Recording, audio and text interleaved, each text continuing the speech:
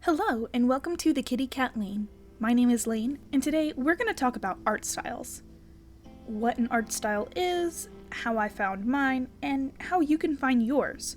Or you can hone in on yours if you already have a good grasp on what you're going for. So, to know how to find an art style, we have to know what we're looking for. So, what is an art style? To me, an art style is defined by the combination of the choice of medium, techniques, and stylistic choices that the artist most commonly uses when drawing and making art. Think of an art style like a recipe. You and Gordon Ramsay could be given the same basic recipe, cooking utensils, and ingredients. But the extra ingredients that you add to your dish and the amount of salt and pepper you use, plus the way you choose to mix or blend or bake or boil, all of that can totally change the outcome of your dish. You made it using some techniques that you like and have learned from your family or friends. This makes the dish special and unique to your style of cooking. Gordon also made a special dish using whatever fancy techniques he learned over the years too. But his techniques were learned in a way that was different from the way you learned yours. In the end, both dishes look, smell, and taste delicious. But while being the same dish, they are different and unique based on the preferences of the chef that made them. And those preferences may change over time. An artist might either knowingly or unknowingly change their art style over time as they improve or get influenced by the art that they surround themselves with. My art style has changed over the years as my drawing techniques and skills have changed and improved. When I was first trying to develop my style, I was reading and watching Naruto, and playing lots of Pokemon games. I started making Naruto and Pokemon fan art, separately of course, before making my own characters, and as you can imagine, my style was mostly influenced by Pokemon and Naruto, since that's what I liked to look at and draw before drawing my own things. As I started using my now old Instagram account to follow other artists, I saw art that inspired me, and it showed me new ways to draw that started to change my art style and help me learn what I did and didn't like about the way I was drawing. By this point, I was also greatly influenced by the style of My Little Pony: Friendship is Magic and the Wings of Fire official artwork. As I drew more, I started to realize that line art was my least favorite part about drawing. And honestly, it was one of the things that was really holding me back from improving the most. Every time I tried to do it, I would just get so frustrated because I wasn't having fun, so why should I care? But I care what it looks like when I'm done because it doesn't look good. So I tried lots of different line art techniques to try and make it enjoyable for myself, including getting different colored markers, different sized brushes, all sorts of things, until I realized that I didn't have to use line art. Looking back on it, it's like, well, yeah, you don't have to do it, it's not a rule, but at the time, that was what I saw everyone else doing, and I went, I'm supposed to use line art.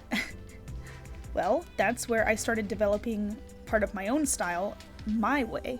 It was a revolutionary breakthrough that carried over into my current art even after my art hiatus.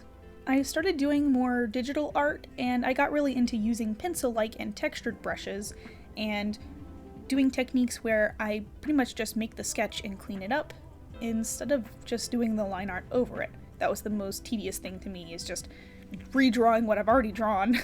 But not only did I change the way that I drew to make it more enjoyable, I also started drawing things that made me happy, instead of mainly drawing things that appealed to my old Instagram account followers. You gotta draw the things that make you happy, the things that you have fun drawing. You can still make things to show your friends or to post online, even with the sole purpose of getting likes and views. But don't forget to draw just for yourself too. Even if you have to keep a separate sketchbook or just have some secret files that you never share with anyone, you'll be able to try things out without the fear of judgment from anyone else. That's what's going to lead you to experiment and find things and techniques that will help you grow and improve as an artist. Speaking of experiments, take a second to look at your art and some art that inspires you. figure out what you enjoy the most about each work. What do you think inspired or influenced that art the most? Remember, the brush doesn't paint on its own. The artist has to find a way to control and guide the brush to make something special. If you're ready to start learning and trying more varieties to add to your work, this is a great way to find fun new ways to expand your artistic horizons. Let's take a look at a couple recognizable art styles that come to my mind and see if we can pinpoint some of those same elements that make their art unique. The first, most iconic art style that comes to my mind is the style of Adventure Time. When it first came out, there wasn't really any other style in mainstream media like it. It's gone on to inspire the style of other shows and other artists, but I still think Adventure Time stands out from the crowd. It's very vibrant in color, with little to no shading. It has consistent line weight without tapers, very strong shape language, which leads to almost everything having rounded features and borders because a lot of stuff in the land of Ooh is whimsical and goofy. And of course, everything is very stylized to be simple and cartoony, with most of the characters having just little dots for eyes, or really big, googly looking eyes with loose, noodle-like anatomy. Next up, let's take a look at Studio Ghibli. The style is so recognizable that you can tell something is by Studio Ghibli even before knowing what movie it is. Just based off of the beautiful landscapes and scenery that looks hand-painted and the expressive characters and creatures that range from very cute and expressive to ominous and creepy. They have a good balance of stylization and more realistic proportions with fantasy creatures and animals that all still mesh together with the more realistic painted backgrounds.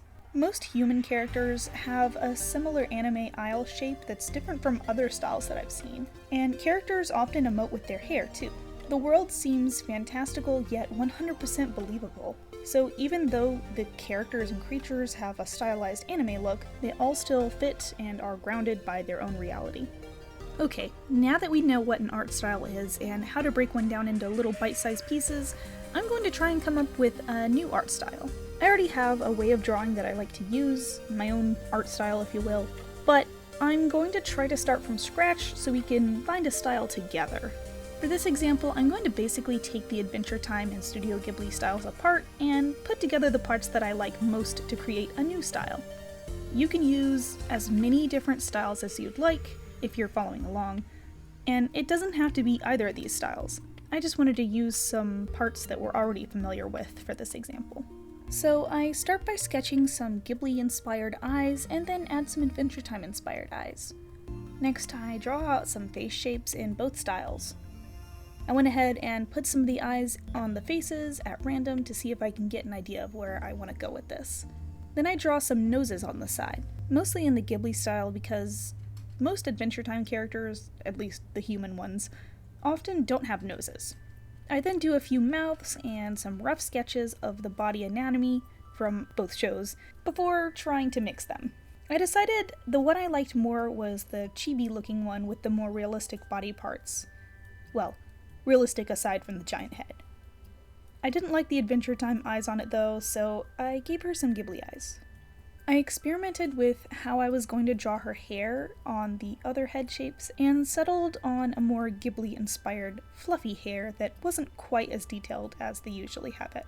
I tested out a more flat clothing style and a more flowy style and liked a simpler version of the flowy one.